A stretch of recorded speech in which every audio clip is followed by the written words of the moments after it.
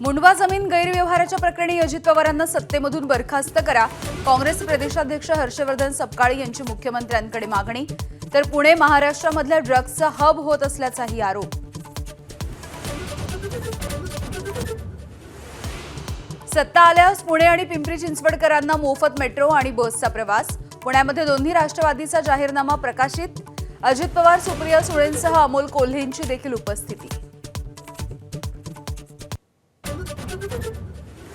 बदलापूर लैंगिक अत्याचार प्रकरणामधल्या सह आरोपीला भाजपकडून स्वीकृत नगरसेवकाचं पद. तुषार आपटेंना भाजपनं लैंगिक अत्याचाराचं बक्षीस दिलंय का? संजय राऊतांचा घणाघात. स्वीकृत नगरसेवकाची निवड अत्यंत दुर्दैवी, अशा पद्धतीनं राजकारण करणं गैर आहे. संजय शिरसाट यांचा आक्षेप.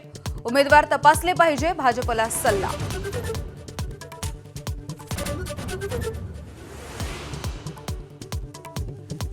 मुंबई हे महाराष्ट्राचं शहर नाही तर आंतरराष्ट्रीय शहर. तमिळनाडूमधील भाजपचे नेते के अण्णामलाई यांचं वादग्रस्त विधान. मुंबई पालिका निवडणुकीच्या प्रचारादरम्यान केलेल्या वक्तव्यामुळे संताप.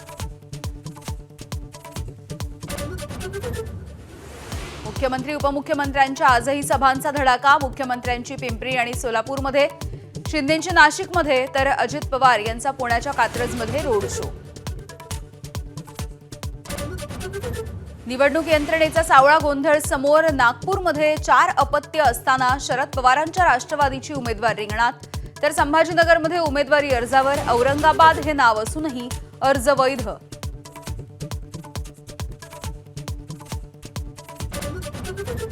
महाविकास आघाडीच्या काळात शिंदे फडणवीसांना खोट्या केसेसमध्ये गोवण्याचा प्रयत्न. एसआयटीच्या तपासामधून उघड. निवृत्तीच्या 5 दिवसांच्या आधी रश्मी शुक्लांकडून अहवाल सादर. संजय पांडेंसह तिघांवरती गुन्हा दाखल करण्याची शिफारस. संभाजीनगरच्या ऐवजी औरंगाबाद हे जुनं नाव लिहूनही अर्ज बाद नाही. अपक्ष उमेदवार सौदागर शबुद्दीन यांना चिन्हही मिळालं. चौकशी करून कारवाईचं महानगरपालिका आयुक्तांचं आश्वासन.